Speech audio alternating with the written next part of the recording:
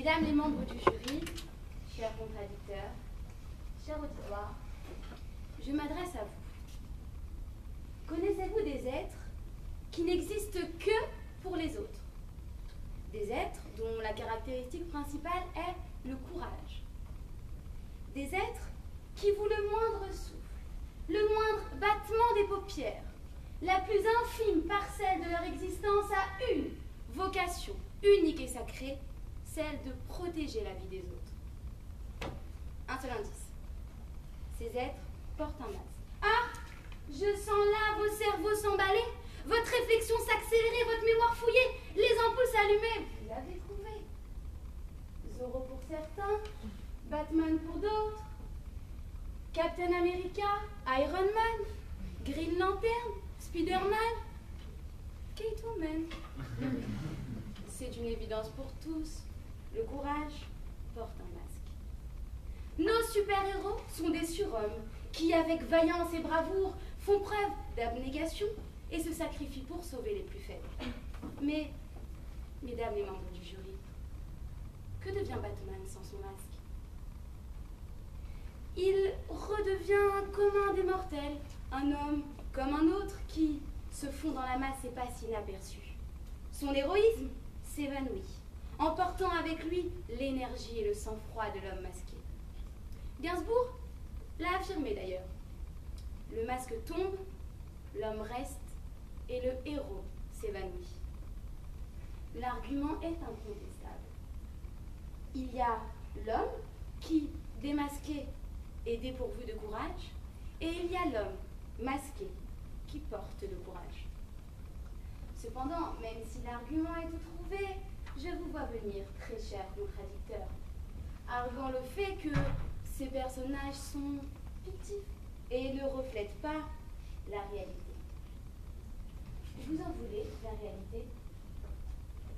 N'est-ce pas pour un chirurgien porter le masque du courage que d'avoir à poser sur sa bouche ce masque chirurgical blanc avant de démarrer une opération à cœur ouvert qui pourrait coûter la vie?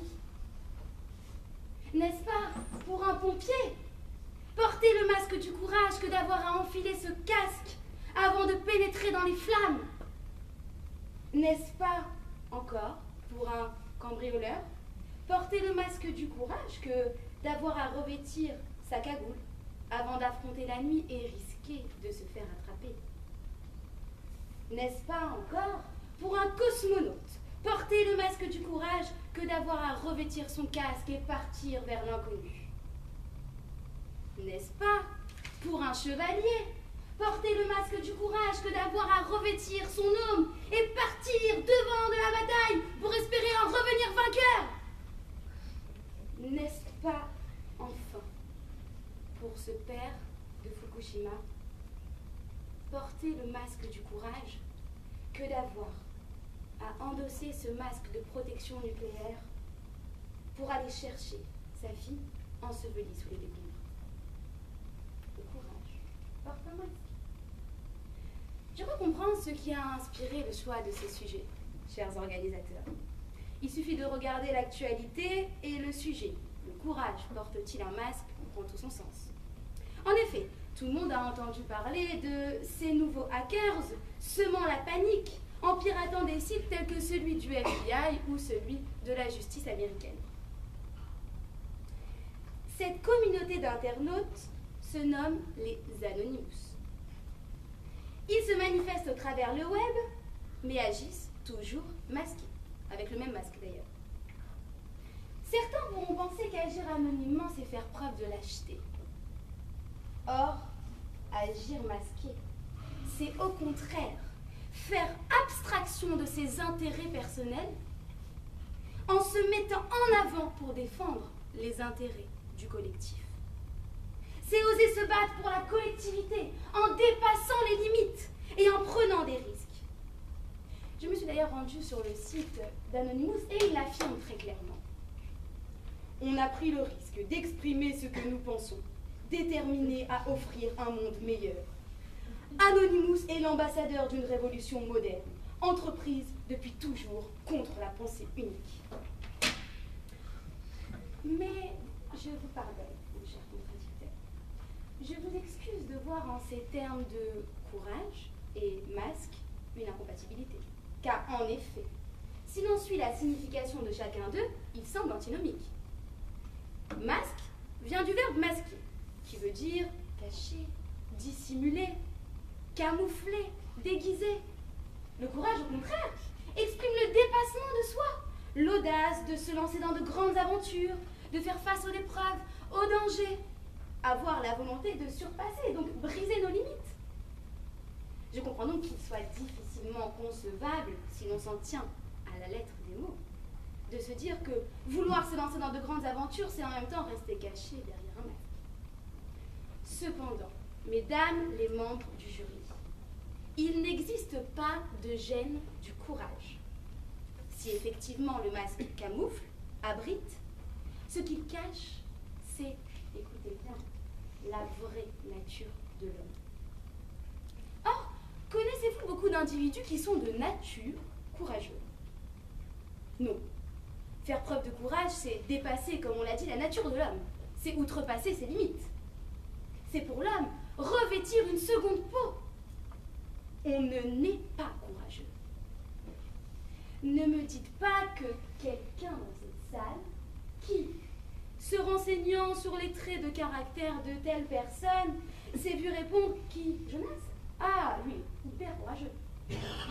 Non, il est sympathique, il est intelligent, il est gentil, il est pas courageux. Le courage, c'est une seconde nature qui peut se confondre avec la première nature, mais seulement pour un court terme. Par exemple, lors d'un voyage en train dans lequel on assiste à l'agression d'une femme, il est normal qu'une personne humaine ressente de la pitié pour cette femme. La pitié est naturelle. Il peut arriver cependant que cette personne ressente un élan de courage, la poussant à porter secours à cette femme. Cette réaction, cet élan de courage, apparaît tellement subitement qu'il ne peut être naturel. D'ailleurs, il disparaît aussi vite qu'il est arrivé. Oui, le courage porte un masque. Mais rien ne nous dit que ce masque doit être visible. Quelques exemples. L'agent secret, mesdames les membres du jury, ne dit-on pas que c'est un agent double? Un homme qui, lorsqu'on lui donne une mission, va faire preuve d'un grand courage et masquer son identité. Au risque de se retrouver démasqué. Quel courage a cet homme de se fondre parmi les ennemis par amour pour sa patrie. Cependant, il ne peut mettre son courage au service de sa patrie que s'il est masqué. Le courage porte un masque. Il en est de même pour les résistants de la Seconde Guerre mondiale. Eux aussi ont dû porter leur courage en masque. Les résistants avaient tous des pseudonymes, circulaient sous une autre identité. Le masque, c'est une seconde couche appliquée au naturel. Je pense alors à cette prostituée qui, en se maquillant lourdement, tente de se façonner un masque qui lui donnera le courage d'avancer en pleine nuit vers son visiteur qui sent l'alcool et se montre déjà violent. Plus proche de nous encore, ce récent scandale DSK qui a éclaboussé Anne Sinclair, qui a fait d'elle une femme trompée, violée dans son intimité. Cette épreuve aurait dû la réduire à néant. Or, voyez-vous, on nous annonce qu'elle est propulsée au rang de directrice du Huffington Post. Et là, c'est une autre femme, digne, courageuse, prête à une nouvelle aventure, qui se tient devant nous. Elle ne peut avoir été indifférente au scandale qui l'a humiliée. Mais devant nous, son courage se transforme en masque. Et elle ne laisse paraître que ce qu'elle veut laisser paraître. Plus proche de vous encore. Mesdames les membres du jury, chers étudiants, vous avez devant vous une jeune fille masquée. Cette jeune fille-là s'appelle Rina Cortés. Elle plaide devant vous avec l'assurance d'une jeune fille certaine de ses convictions. Elle représente l'une des rares étudiantes à avoir osé s'inscrire à ce concours de plaidoirie. À avoir osé négliger ses galops d'essai pour risquer, se ridiculiser devant l'ensemble des étudiants ici présents et un jury composé de professionnels aguerris. Ce qu'il faut savoir en réalité, c'est que cette fille-là est d'une timidité presque maladive et d'un manque de confiance en elle à la limite de l'acceptable. Mais qu'aujourd'hui, elle porte devant vous ce masque.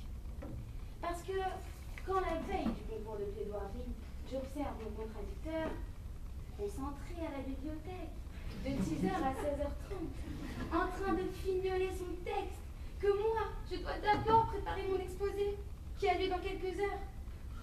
Je prends mon courage à deux mains. À deux mains. J'avance vers lui. Je ne laisse rien paraître de mes sentiments. Je me masque, quoi. Avant qu'il ne démasque mon stress et ma panique, et je lui dis « Oh, salut, comment ça va? C'est demain le jour J ?» Si c'est pas du courage masqué, ça.